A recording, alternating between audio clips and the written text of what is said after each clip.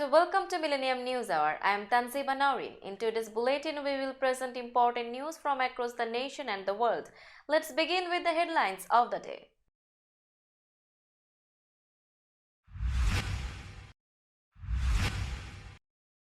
Baby teen mom among 6 killed in shooting at California home.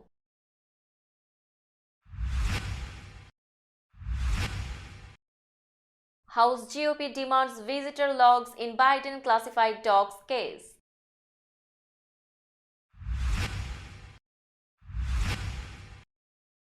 Miss USA R. Bonnie Gabriel wins Miss Universe competition.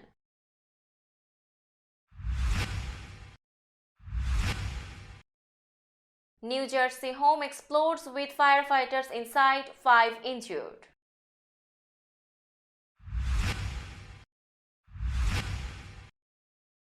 Body of man missing since Hurricane Ian found on sunken boat.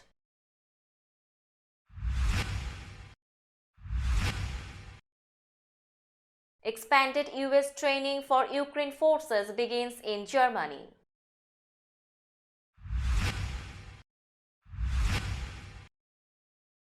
Agencies investigate averted plane crash at New York airport.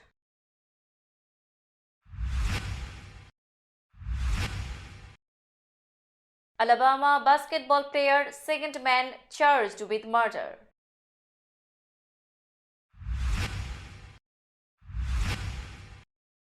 Flight data, voice recorders retrieved from Nepal crash site.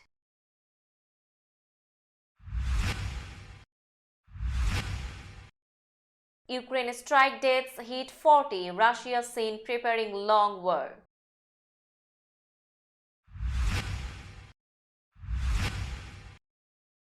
Italy's most wanted mafia boss nabbed after 30 years on run.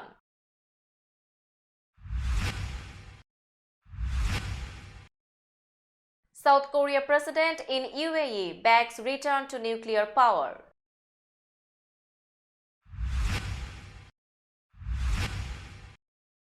Congo's army says church bomb kills 10 extremists suspected.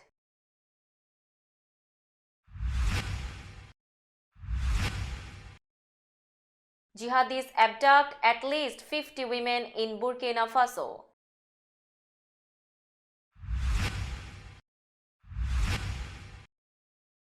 France march, Eiffel Tower display back Iran's activists.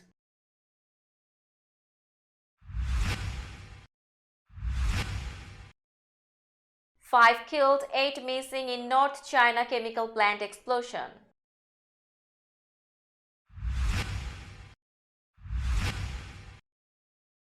African musicians awarded in Senegal at annual ceremony.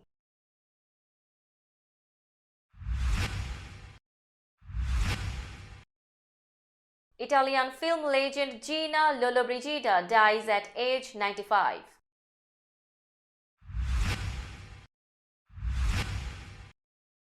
Shakhtar owner pledges 25 million to Ukrainian soldiers' families.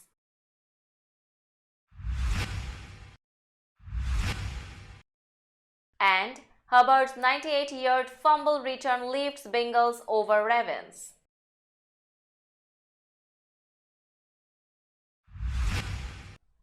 Now news in detail. 6 people, including a 17-year-old mother and her 6-month-old baby, were killed in a shooting early Monday at a home in Central California, and authorities are searching for at least 2 suspects, sheriff's officials said. Deputies responded around 3:30 a.m. to reports of multiple shots fired at the residence in unincorporated Goshen, just east of Visalia, the Tulare County Sheriff's Office said. Actually, the report was that an active shooter was in the area because of the number of shots that were being fired, Sheriff Mike Bodrix told reporters. Deputies found 2 victims dead in the street and a third person fatally shot in the doorway of the residence, Bodrick said. 3 more victims were found inside the home, including a man who was still alive but later died at a hospital, he said. The sheriff said investigators are searching for at least 2 suspects. They believe there is a gang connection to the killings. The sheriff's office conducted a narcotics-related search warrant at the residence last week, Bodrick said. Goshen is a semi-rural community of about 3,000 residents 35 miles southeast of Fresno in the agricultural San Joaquin Valley. Newly empowered House Republicans on Sunday demanded the White House turn over all information related to its searches that have uncovered classified documents at President Joe Biden's home and former office in the wake of more records found at his Delaware residence. "We have a lot of questions," said Representative James Comer, chairman of the House Oversight and Accountability Committee. Comer said he wants to see all documents and communications related to the searches by the Biden team, as well as visitor logs of the president's home in Wilmington, Delaware, from January 20, 2021 to present. He said the aim is to determine who might have had access to classified material and how the records got there. The White House on Saturday said it had discovered 5 additional pages of classified documents at Biden's home on Thursday. The same day, a special counsel was appointed to review the matter. In a letter Sunday to White House Chief of Staff Ron Klain, Comer criticized the searches by Biden representatives when the Justice Department was beginning to investigate and said Biden's mishandling of classified materials raises the issue of whether he has jeopardized our national security. Comer demanded that the White House provide all relevant information, including visitor logs, by the end of the month. R. Bonnie Gabriel, a fashion designer, model, and swing instructor from Texas, who competition officials said is the first Filipino-American to win Miss USA, was crowned Miss Universe on Saturday night. Gabriel closed her eyes and clasped hands with runner-up Miss Venezuela, Amanda Dudamel, at the moment of the dramatic reveal of the winner, then beamed after her name was announced. Thumping music rang out, and she has handed a bouquet of flowers, draped in the winner's sash and crowned with a tiara on stage at the 71st Miss Universe competition, held in New Orleans. In the question and answer at the last stage of the competition for the 3 finalists, Gabriel was asked how she would work to demonstrate Miss Universe is an empowering and progressive organization if she were to win. "I would use it to be a transformational leader," she responded, citing her work using recycled materials in her fashion design and teaching swing to survivors of human trafficking and domestic violence. "It is so important to invest in others, invest in our community, and use your unique talent to make a difference," she said. Rights to the pageant, once partly owned by former President Donald Trump, were bought last year by a Thai business tycoon and transgender activist for $20 million from IMG Worldwide LLC, a New York-based sports and talent marketing company. A New Jersey house where smoke had been reported exploded with volunteer firefighters inside, injuring 5 of them and sending 2 to a hospital for treatment of burns, authorities said. The Pompton Lakes Volunteer Fire Department in Passaic County said on its Facebook page that crews were dispatched at about 2:15 a.m. Saturday after a police sergeant reported smelling smoke coming from the home. Officials said members of the department entered the home to try to find the source of the smoke and were using a thermal imaging camera when the home literally exploded, injuring some members manning the hose line at the back of the home and partially trapping others in the basement. All were able to get out on their own. 2 were sent to St. Barnabas Hospital, where they were treated for burns and released, officials said. 3 others were treated for minor injuries at the scene. Police also evacuated the lone resident who told authorities he didn't know how the blaze started. The remains of a man who was reported missing after Hurricane Ian hit Florida's Gulf Coast last year have been recovered from a sunken sailboat, sheriff's officials said. The Lee County Sheriff's Office said Sunday that the remains were identified as James Denny Hurst, who was last known to be aboard the sailboat Good Girl as the Category 4 storm hit the region in late September. The boat was recovered Friday afternoon in the Matanzas Pass area of Fort Myers Beach, Sheriff Carmine Marceno said in a social media post. Hurst had told his family he planned to ride out the storm on the boat, officials said. Earlier Friday, the sheriff announced that a crew clearing debris in the mangroves found the remains of 82-year-old Ilonka Nys. She had been reported missing in early October. The US military's new expanded combat training of Ukrainian forces began in Germany on Sunday, with the goal of getting a battalion of about 500 troops back on the battlefield to fight the Russians in the next 5 to 8 weeks, said General Mark Milley, chairman of the Joint Chiefs of Staff. Milley, who planned to visit the Grafenor training area on Monday to get a first-hand look at the program, said the troops being trained left Ukraine a few days ago. In Germany is a full set of weapons and equipment for them to use. Until now, the Pentagon had declined to say exactly when the training would start. The so-called combined arms training is aimed at honing the skills of the Ukrainian forces so they will be better prepared to launch an offensive or counter any surge in Russian attacks. They will learn how to better move and coordinate their company and battalion-size units in battle, using combined artillery, armor, and ground forces. Officials are investigating a close call at a New York airport Friday night between a plane that was crossing a runway and another that was preparing for takeoff. Delta 1943 cancel takeoff clearance. Delta 1943 cancel takeoff clearance. An air controller said in an audio recording of air traffic control communications when he noticed the other plane operated by American Airlines crossing in front. The recording was made by Live ATC, a website that monitors and post-flight communications. Delta Airlines departing Boeing 737 plane then came to a safe stop on the John F. Kennedy International Airport runway as the other crossed in front around 8:45 p.m. The Federal Aviation Administration said in a statement. The Delta plane stopped about 1,000 feet from where the American Airlines plane had crossed from an adjacent taxiway, according to the FAA statement. The plane returned to the gate where the 145 passengers deplaned and were provided overnight accommodations, a Delta spokesperson said. The flight to Santo Domingo Airport in the Dominican Republic took off Saturday morning. The Federal Aviation Administration said Saturday that it will investigate. Alabama basketball player Darius Miles and another man have been charged with capital murder after a fatal shooting near campus. Tuscaloosa Police Captain Jack Kennedy said that the shooting occurred early Sunday morning in the strip of University Boulevard near campus.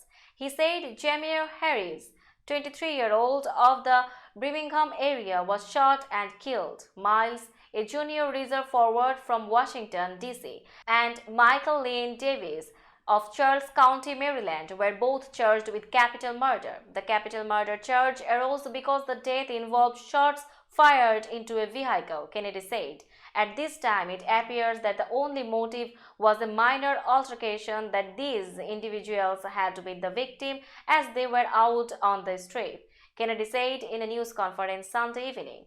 They didn't have a previous relationship, he said. Now it's time for global updates.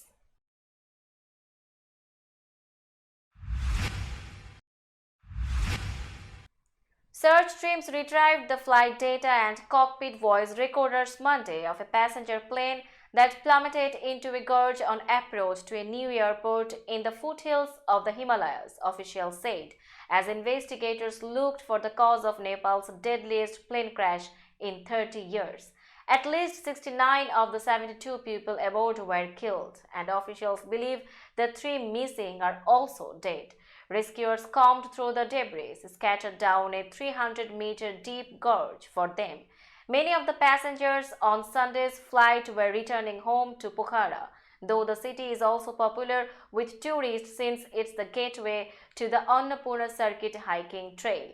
On Monday evening, relatives and friends were still gathered outside a local hospital, some shouting at officials to speed up the post-mortem so they could hold funerals for their loved ones. Later, some did receive the bodies of relatives. It's still not clear what caused the crash, which took place less than a minute's flight from the airport on a mild day with little wind. In footage taken by a passenger out of a window as the plane came in for a landing, buildings, roads and greenery are visible. The video by Sonu Jaiswal shows a violent jolt and a series of jerky images accompanied by yelling before flames fill the screen. Nepal's Civil Aviation Authority said the aircraft last made contact with the airport, which began operations only 2 weeks ago from near Seti Gorge. A witness who recorded footage of the plane's descent said it looked like a normal landing until the plane suddenly veered to the left. Ukrainian emergency crews on Monday sifted through what was left of a Dnipro apartment building destroyed by a Russian missile, placing bodies from one of the world's deadliest single attacks in months in black bags and gingerly carrying them across steep piles of rubble. Authorities said the death toll from Saturday's strike rose to 40 and that 30 people remained missing Monday. Tall cranes swung across the jagged gaps in a row of residential towers, the engines growling as residents of one of Ukraine's largest cities watched largely in silence under a grey sky. About 1,700 people lived in the multi-story building, and search and rescue crews have worked non-stop since the missile strike to locate victims and survivors in the wreckage. The regional administration said 39 people have been rescued and at least 75 were wounded. Italy's #1 fugitive Matteo Messina Denaro, a convicted mafia boss who ordered some of the nation's most heinous killings, was arrested Monday at a private clinic in Sicily after 3 decades on the run, Italian paramilitary police said. Messina Denaro was captured at the Palermo clinic where he was receiving treatment for an undisclosed medical condition, according to Carabinieri General Pasquale Angelosanto, who heads the police force's Special Operations Squad. A pair of Carabinieri officers, each holding an arm, walked him down the front steps of the upscale clinic and led him to a waiting black van in pouring rain. Messina Denaro was wearing a brown leather jacket trimmed in shearling, a matching white and brown skull cap, and his trademark tinted glasses. His face looked wan and he stared straight ahead. A young man when he went into hiding, he is now 60. Messina Denaro, who had a power base near in the western Sicilian port city of Trapani, was considered Sicily's Cosa Nostra top boss even while a fugitive. South Korean President Yoon Suk Yeol said on Monday that his nation's efforts to be carbon neutral by 2050 would rely in part on returning to nuclear power, even though his predecessor had tried to move away from atomic power. Yoon's comments at a summit in the United Arab Emirates made in front of the country's leader, Sheikh Mohammed bin Zayed Al Nahyan, served to underline Seoul's commitment to nuclear power as it works to finish the Arabian Peninsula's first atomic power plant that could see South Korea in line for lucrative maintenance contracts and future projects in the UAE, which Seoul has grown closer to over recent years. Korea has declared its 2050 carbon neutrality goal, Yoon said in an address at Abu Dhabi Sustainability Week. To achieve this goal, we are working to rapidly restore the nuclear power system, which supplies carbon-free electricity. A suspected extremist attack at a church in eastern Congo killed at least 10 people and wounded more than 3 dozen, according to the country's army. A group linked to Islamic extremism was suspected of being responsible for a bomb that went off in the Pentecostal church in the North Kivu province town of Kasindi. Military spokesperson Anthony Mwalushai told the Associated Press by phone. A Kenyan national found at the scene was detained. Mwalushai said, Congo's government urged people to avoid crowds and be vigilant as it conducted an investigation, the Minister of Communication tweeted. Videos and photos of the attack showed dead bodies lying on the ground outside the church, including what appeared to be a dead child. The injured were being carried out of the church, surrounded by other people screaming. Survivors and witnesses said the blast severed some people's limbs from their bodies. At least 50 women were abducted by Islamic extremists in Burkina Faso's northern Sahel region last week, a local official said Monday. The kidnappings occurred on January 12 and 13, approximately 15 kilometers from the town of Urbinda in Somme province. Lieutenant Colonel P.F. Rodolphe Sargo, the governor of Sahel, said in a statement. The women were kidnapped while out in the countryside gathering wild fruit, he said. Jihadi violence linked to Al-Qaeda and the Islamic State group has overrun Burkina Faso, killing thousands and displacing nearly 2 million people in the West African nation. The failure of successive governments to stop the fighting has caused widespread discontent and triggered two military coups in 2022, the second against the first military regime to seize power. The military junta that seized power in September, vowing to restore security, is still struggling to stem the violence. Some 5,000 people marched Monday to the EU Parliament in the French city of Strasbourg in support of Iran's anti-government protesters as Paris prepared an Eiffel Tower tribute to Mahsa Amini, whose death in September prompted the demonstrations. The Strasbourg march was organized by Iranians in Europe on the 44th anniversary of the day when Iran's last Shah, Mohammad Reza Pahlavi, ailing and undergoing pressure, left the country forever. The following month, the monarchy collapsed under the fervor of the Islamic Revolution that gave Iran its theocracy. Some of the demonstrators Monday carried photos of the former king. Last week, over 100 MEPs signed a letter calling for the European Union to take a firmer stance against Iran. The European Parliament's plenary session is to debate the EU's response this week to the protests and executions in the Islamic Republic. A non-binding resolution is to be voted on Thursday. A massive explosion at a chemical plant in northeastern China killed at least 5 people and left 8 missing, state broadcaster CCTV said Monday. More than 30 other people were injured in the explosion Sunday on the outskirts of the city of Panjin in Liaoning province east of the capital, Beijing. News releases from the local government showed photos of flames and thick black smoke rising from the complex of chemical processing machinery, pipes and storage containers. Fire crews brought the blaze under control and the local environmental department was monitoring the impact on air quality in the area. The government of Panshan County in the city's suburbs said in a statement. The cause of the accident remained under investigation, authorities said. People posting on social media said they felt the shock of the explosion, but the damage did not appear to extend beyond the plant. Africa's star musicians hit the red carpet this past weekend at the annual All Africa Music Awards, celebrating the continent's best talent. The 4-day event culminated Sunday evening at an award ceremony on the outskirts of Senegal's capital, Dakar, and included performances from some of Africa's most popular musicians such as Nigeria's P-Square and Tiwa Savage, Mali's Rokia Kone and Senegalese singers Youssou N'Dour and Baba Mal. Ivorian singer Didi B won Best Song of the Year for his rap song Tala, ascending the stage in front of a boisterous audience. He thanked his colleagues and said it was his first award of the year. I dedicate it to my mother and my fans, the Ivorian rapper, singer and songwriter said. Tala, Ivorian slang used to describe a type of dance, has been watched nearly 6.5 million times in 7 months on YouTube and is played in nightclubs across the continent. This was the 8th edition of Afrima, and the first to be held in a French-speaking country.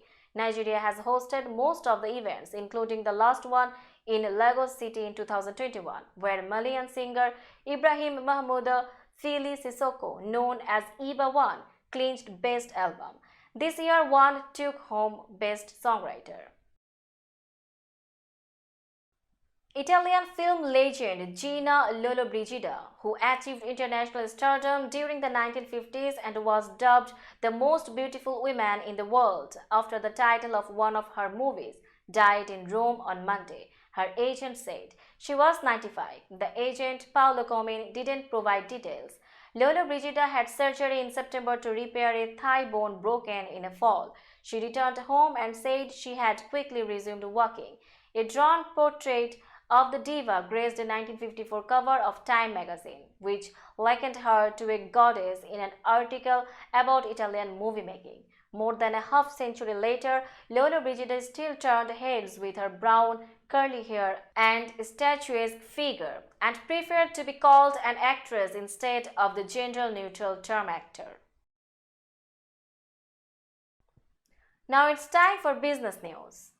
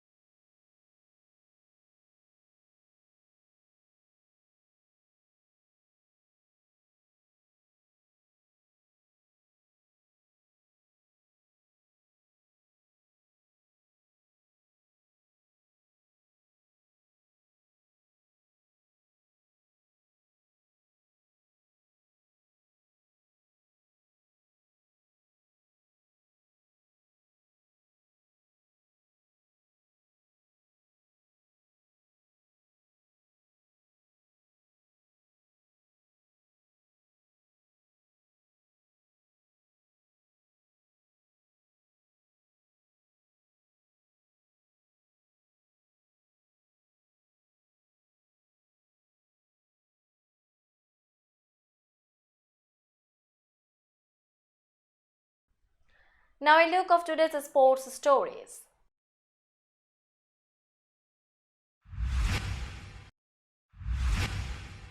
Shakhtar Donetsk owner Rinat Akhmatev pledged Monday to give 25 million to help the families of soldiers who defended the city of Mariupol when it was attacked by the Russian military.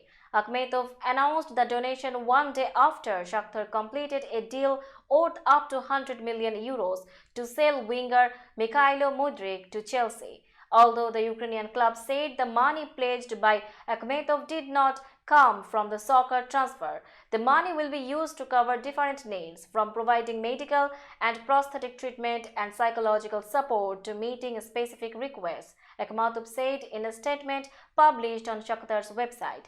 During the fall of Mariupol, the fighters who held out for months under relentless bombardment inside the Azovstal steel plant, which is owned by Akhmatov's Metinvest, became a symbol of Ukrainian resistance in the early months of the invasion.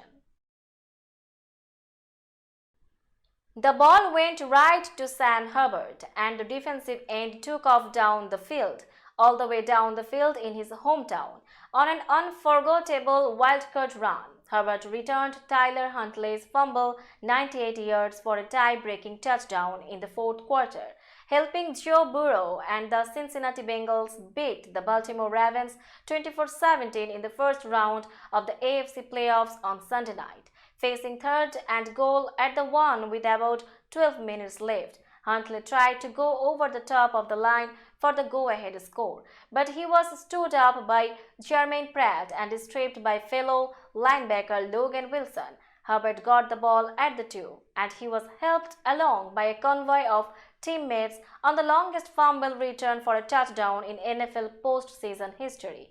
It also was the longest go-ahead TD in the fourth quarter in the postseason. Let's have a look on today's weather forecast.